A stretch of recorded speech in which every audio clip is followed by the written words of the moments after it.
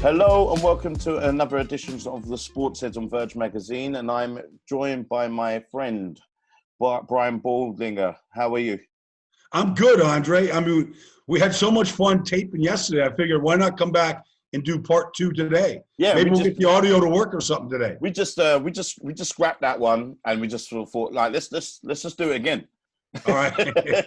I see you got a Saquon jersey. I see you got a Saquon Barkley jersey on. I know what team you are. Brian caught me slipping yesterday, but called me out on it yesterday. But I'm very ready for the draft. I'm hoping that we can get some new talent to be able to lift my mood from the changes that has happened. You and hundreds of thousands of other Giant fans, Andre.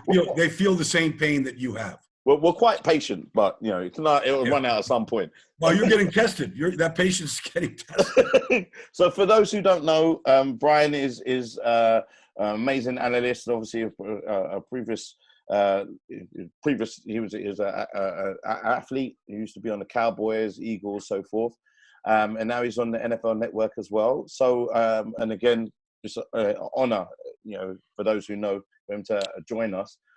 So tell us about a little bit about what you've been up to in this quarantine lockdown period. Well, we're all sort of been predicated to just self-isolating here. I see you're in your room right there. We're all kind of doing the same. But, for me, Andre, I spend a lot of time in a film room downstairs in my house here or over at NFL Films or at NFL Network in Los Angeles. And I study game day. I study the NFL during the NFL season. I study these college players during this time of the year. And so really my routine hasn't really had to change that much. I'm certainly know what's going on around the world. I'm not just out in the dark about that. But for me, I've been studying these college players, and really I have even more of an excuse right now to stay in this film room and not come out. I have friends of mine that want to come in and watch and study all this stuff, but they always fall asleep on me. They always get their eye. I give them toothpicks to keep their eyes open, and they just can't do it. And I tell them, look, there's coffee upstairs. Go help yourself. It doesn't seem to do the trick. So I've kind of been by myself here, studying, probably 200, 250 of these college players, trying to see if I can uncover a few gems and see if I can kind of see what a lot of other players are, a lot of other players seeing in some of the star players that we'll talk about later tonight. Yeah, so onto the actual draft. What we're trying to do is obviously I'm literally, you can see I'm on the countdown now. So who are we expecting? What are the gems that because obviously we know the big names everyone's been talking about, but let's find some new ones. Okay. Well, I think that, the wide receivers are really a fun group. They're the guys that catch the ball, score the touchdown, spike the ball, jump into the stands. They're our entertainers, and there's going to be a bunch of new entertainers. The fastest player in this draft is tonight. We'll see his name called Henry Ruggs III from Alabama, by way of went to high school in Montgomery, Alabama, and we were just talking off the air about Formula One. He's a Formula One Ferrari, is what he is. You'd want him coming out of the gates at Monaco, because this guy is a sports car. He's a European sports car. And he's as tough as can be. I was watching him play basketball on a highlight reel, and he's a machine. He's 5'11", but he had a 42-inch vertical jump. Means he can jump 3.5 feet up in the air. So in basketball terms, Andre, he could touch the top of the backboard, grab a quarter, and leave a little bit of change up there. He's special. Got swinging legs. Yeah, and so he's going to be one of those guys we're going to talk about tonight. C.D. Lamb from Oklahoma is one of those players. He's probably the best overall wide receiver in this draft. He's been starting for 3 straight years at an elite program, and there's nothing he can't do at wide receiver. Those are a couple names that you'll hear tonight, probably pretty early in this draft. And so, from a Giants point of view, who would you expect the Giants to be drafting? Because obviously there's little talk of obviously them dangling a QB option. to be able to, I suspect, to be able to get a draft or a trade or something like that. Sorry, a trade. Who do you expect them to pick? Well, they're number 4 tonight, Andre. So in your time over there in the UK, it starts at 1 o'clock in the morning. I hope they're all staying up to watch it. Yeah, we haven't got nothing else to do. Well, turn Netflix off, take a break. Yeah. Turn the draft on. So if it starts at 1 o'clock in the morning, sometime around 1:40, the Giants are going to pick. They have the 4th pick. They have a choice. I think they can either go offensive tackle, and there's a bunch of really good ones. My guess is it'll be Tristan Wirfs from Iowa, or it's going to be Isaiah Simmons, a linebacker / safety from Clemson. They really can't go wrong, but my guess is number 74 from Iowa is going to be the pick. It's a big glaring need for the Giants.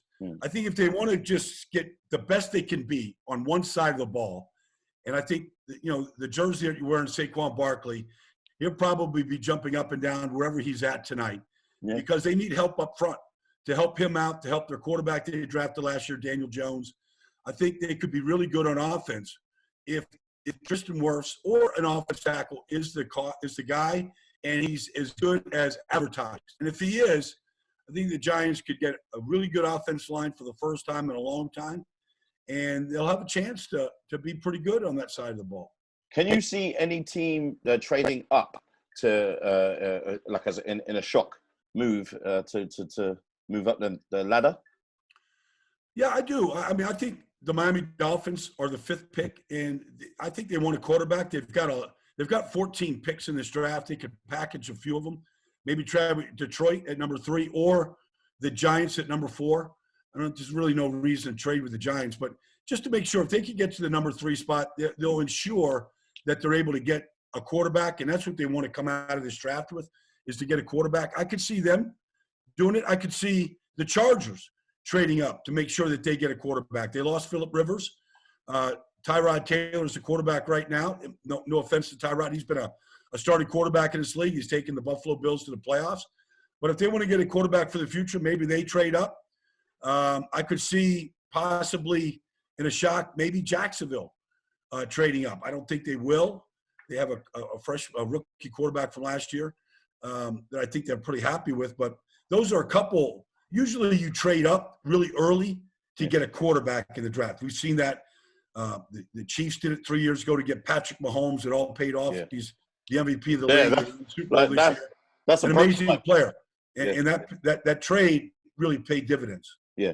And so when do you typically, like, obviously because it's different now, because obviously we're in a quarantine, this is the one-off different draft that we're going to be experiencing. So when now would you say, like, let's say in theory, let's say we're Miami and we want to get Tua, because that's the rumor that's going around. When would you expect them to actually start contacting, the other teams? So not just this year because of the quarantine. Generally, these blockbuster trades get talked about during the week. The parameters for the trade, because there's a lot of – it's not just black and white. I mean, there's a lot of – do you trade players? Do you trade draft picks in order to move up to get a player? So I would say that anybody that's thinking about making a trade tonight, which is only the first round – there's 7 rounds in the draft, Andre, so this will go on Friday and Saturday as well. But for tonight in the first round, the parameters for the trade have already begun. Okay. So when you get on the clock, you have 10 minutes tonight to make a selection. So in that 10 minutes, if just say Miami wants to trade with Detroit, let's just, for argument's sake, they the general manager, Chris Greer of the Dolphins, have talked to Bob Quinn, the general manager of the Detroit Lions. Okay, from going from number 5 to number 3, we would like your number 2 pick and your number 1 pick to do it. Let's just say that's so the parameters are already drawn up, and then once they get onto the clock, they could go ahead and consummate that trade if they wanted to do it. So would you, if you are, who would you say is the people that actually really do need to make sure that they trade up? If you was going to pick any of the teams, like, would you expect to make a move to move up the ladder? Well, I mean, I think the teams, I think the Dolphins, if they really covet either Tua or Justin Herbert, Yeah. the other quarterback that's talked about as number 2, if you want to ensure that you get them, you can't sit there sometimes and wait for them. Okay. So Detroit, I think Miami is certainly in play. I think the Chargers right behind them at number 6 are in play, although I don't think they're going to trade up. And then you can kind of just go through the draft order, and just say, okay, who needs a quarterback after Miami? And so, does Jacksonville jump into the fray? Does a team of the future that might need a quarterback in the future, like the New Orleans Saints, is this the year that they trade up to get one of these quarterbacks and let them sit behind Drew Brees for at least a year, and then groom them, to be the next quarterback? I mean, that's all possible, starting this year. Could the New England Patriots, sitting way back in the draft, could they be looking to replace Tom Brady, who's already been to move to Tampa? Is this the year that they get his replacement? In order to get that replacement, do they trade up in order to ensure they get the guy that they really covet? So do you expect the obviously with Gronk just obviously shocking everyone a couple of nights ago, coming back to the NFL and obviously making the Buccaneers a formidable force. Mm-hmm. Do you feel that's going to have an effect on the draft in any form of way? Not really. I mean, the one thing I think could happen is Tampa has 2 good tight ends, O.J. Howard, who's a young player, and Cameron Brate, who's been a proven player. Yeah. With Gronk coming in, that's his position, tight end. I could see Tampa Bay trading one of those 2. More likely, O.J. Howard. He's got more trade value. He's still on a rookie deal. I don't think he's come close to living up to the potential. I think he could still be a really good player in this league. It hasn't happened in Tampa yet. But somebody looking for a tight end, let's just say the Chicago Bears, that's just one team. Would they be interested in a trade for O.J. Howard? And would that make that team better? I mean, those are the kind of things that might happen tonight because of Gronk going to Tampa. I expect, actually, O.J. Howard to be traded. I can't tell you exactly who it's going to be to, but I don't think that Tampa Bay is going to hang on to him. I think they'll get an extra draft pick and apply that to, building around Tom Brady right now. So on the actual fact that Gronk has come back with the Buccaneers, obviously everyone's really excited about it because it's such a shock because we just thought we'd seen the last of Gronk. Do you feel that there's any gas left in the tank, or do you feel like that they can actually really compete for the whole to at least get to the Super Bowl? Well, the last time Tom Brady and Gronkowski played together, they won a Super Bowl. And in that playoff stretch, Gronk was unbelievable. He's the best blocking tight end in the league. So he really helped out in the run game. And in some really key games, like the win against the Chiefs in overtime and the Super Bowl win against the Rams, Gronk made the biggest plays of the game. And when Brady needed a play, he threw it to his good friend, Rob Gronkowski. And so that was only 15 months ago, Andre. Now, Gronk has gone into pro wrestling. He's lost some weight. Yeah. But, he's only 30 years old. He's in NFL terms, although he has suffered a lot of injuries, and they have slowed him down a little bit. I think the year off probably did him good. You're going to be playing in a warm climate in Tampa. It's not going to be the cold weather that you get in Foxborough and New England, especially in November and December and January. I think it's playing in, the heat of Florida can be good for an older player. I got a house in Fort Lauderdale. I'd much rather be there than 40 degrees in New Jersey right now. Well, we're going to hold you to letting us visit your house when we come to Miami the next time. You're welcome, Andre. I can tell you right now, you're welcome. So let's talk about you for a little bit. Obviously you transitioned from being a player in the NFL to working on now being a part of the NFL Network. And again, I'm going to keep on saying it. It's such an amazing. It's for all football fans. Obviously, we're glued to that channel all the time. So, what was the transition like for you? It took me about a year, Andre, to kind of get football out of my system. Nobody just retires and just doesn't think about it anymore. Look what Gronkowski just did. We all thought I tried to play for another year because somebody told me when I first started, you should play as long as you can and then 2 more years. Really? So I felt like I got close to that, got close to my dream.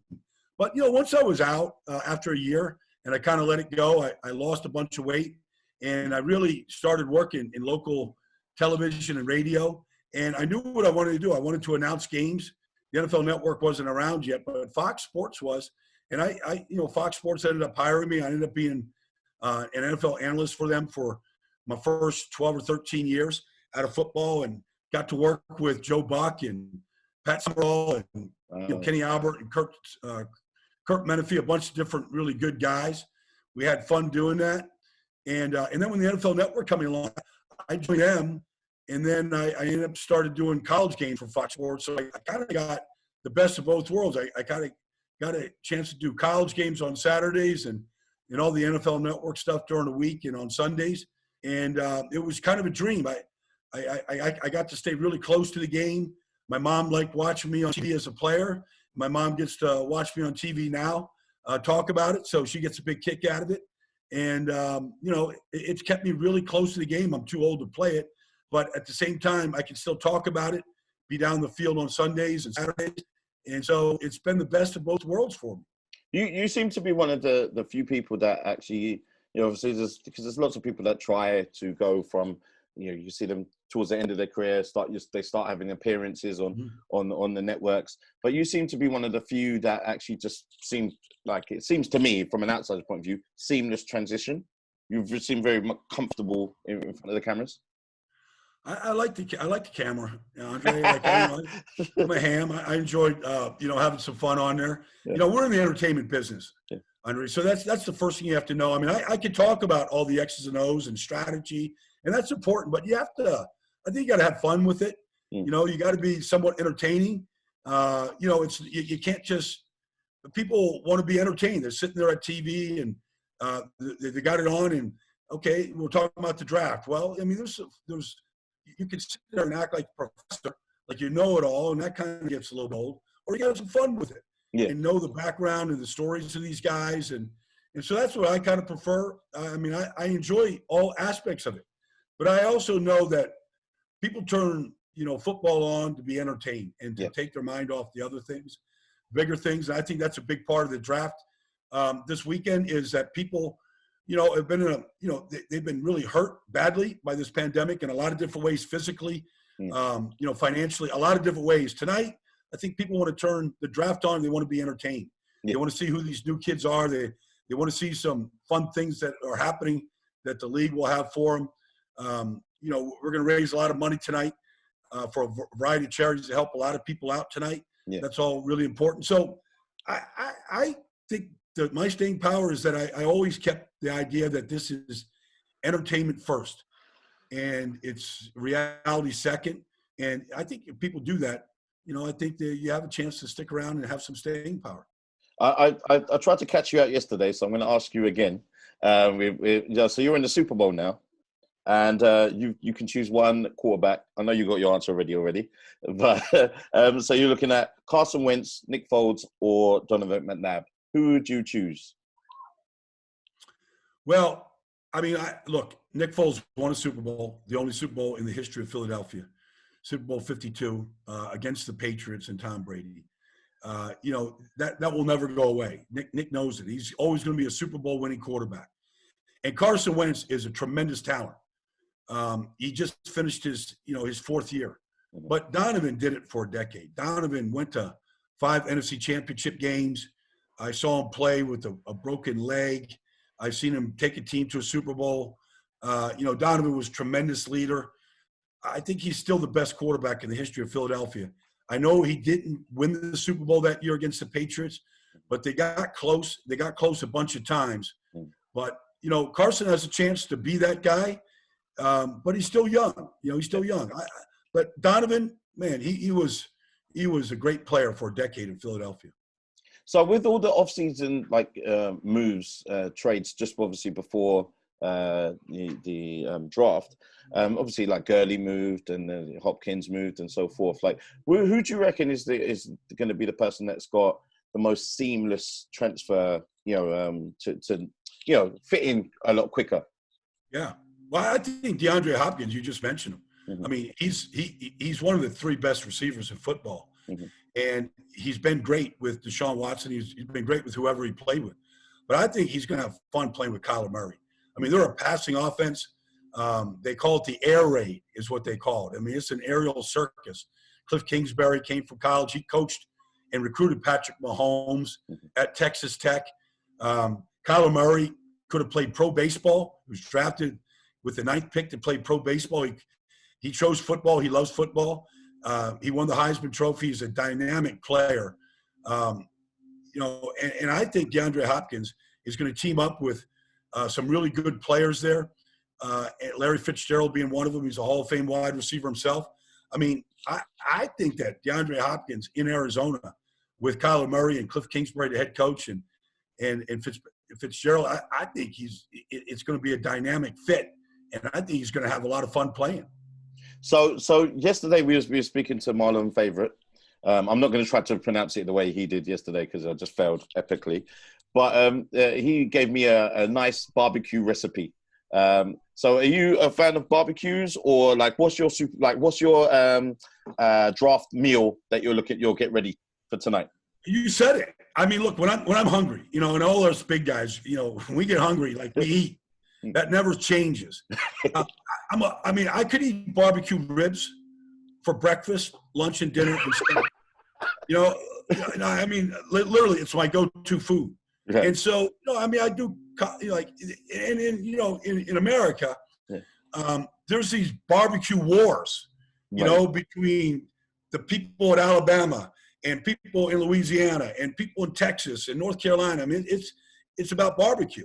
Yeah. It's about brisket. It's about ribs. It's about pork. It's about, hot links. You name it. You put it on the grill and you cook it up. There are going to be some bragging rights about who does it best. So who does it best? Homemade barbecue sauces, Andre. Look, it's only 8:55 in the morning here, and I'm thinking about ribs right now. I'm going to put you on the line. So who does it? Who does it the best out of all the states? Well, I'm partial to the state of Texas. I went when I was 22 years old, played for the Dallas Cowboys. I fell in love with the state of Texas. Yeah. Here's what I know about Texas barbecue, Andre. When I was 22 years old, I was poor. I didn't have any money. Nobody made any money in the NFL I knew I could eat barbecue on Tuesday and lick my fingers on Wednesday. Thursday. That's pretty standard right there. I'm loving it. Yeah. Honestly, honestly, honor, as I keep on saying it, to have you on. So what's your advice to want to be professional footballers? So look, there's 32 teams in the NFL. They all have a great history, some bigger than others. If I was, a young fan in the UK, I choose a team. Choose a team. There's fantasy sports and everybody, okay, I'll take this player from this team and this player from this team. Choose a team and just get behind it. Get the jersey, like Saquon Barkley's jersey right there. Buy the jersey and fall in love with the team. You can get on the internet right now. You can watch the NFL Network. You can watch all the mobile channels. You can follow the team, follow the players, follow the draft tonight, and just become just like you do in the Premier League in London. Whether you're a Manchester fan, whatever it is, Arsenal, all the battles that you have. Those all happen in the United States. Pick a team, stay with that team, win or lose. I mean, Cincinnati was 2-14 last year, but they get the best quarterback in the draft tonight. Maybe they could turn it around. Maybe Tom Brady makes the Tampa Bay Buccaneers contenders this year, and you want to be a Buccaneer fan. The Super Bowl's in Tampa this year. Who knows? Maybe the Tampa Bay Buccaneers and Tom Brady and Rob Gronkowski. Pick a team, I think, Andre, and follow that team. Be loyal to that team. So I'm going to be recruiting you because I don't know if you've got a soccer team in the UK that you follow, but I'm going to recruit you to be a Liverpool fan, just like myself. Well, I mean, they were running away with it this year, right? Yeah, Before yeah. the pandemic. I mean, they're trying to take the title from us. If anybody was going to challenge Liverpool this year. Exactly. You see. So this is official. Brian and me, Liverpool supporters. Well, the only thing I ask Andre, I need your influence because we have to go to a Liverpool match together. Yes. Like, I've never been to Liverpool, but we have to go. Oh, You know, we will. this thing all ends and slows down and we get back to, you know, our normal life and loves. Yes. I need to go to Liverpool with you to see a match. I promise you that I will make that happen when you come over. Honestly, when the world gets back to normal, we will go and see a game. And vice versa. When the world comes back to normal, not only will I take you to a giant game, but I'll introduce you to Saquon Barkley. I'll introduce you to Saquon's a big fan. He likes my videos. He's a great kid. I'll introduce you to Saquon. Brian, you are now my official favorite person in the world. Okay, good. All right. I got that going for me. I appreciate you. Thank you so much for your time. Guys, if you want any more, you know, for all our NFL content, make sure you're checking out the SportsHeads on vergemagazine.co.uk. And then also, you know, we've got our new sports channel on Instagram. We've been busy, Brian. We've got alternative sports on Instagram too. So we'll make sure we give you a follow. And then, you know, I'll be waiting for you to follow back. I'll be like this, like the whole time. So you can follow me. We all got it in our hand, not too far away. You can follow me personally on DRE365. So, so that's thank you very much. That's a wrap for today. And let me get the barbecue ready, and I'll tag you in, and so you can tell me what you think. I'm going to run into the kitchen right now and see what I got left over there. Thank you very much, sir. Appreciate it. You got it, Andre. Take care, man. Thanks. Take care, buddy. Bye, buddy.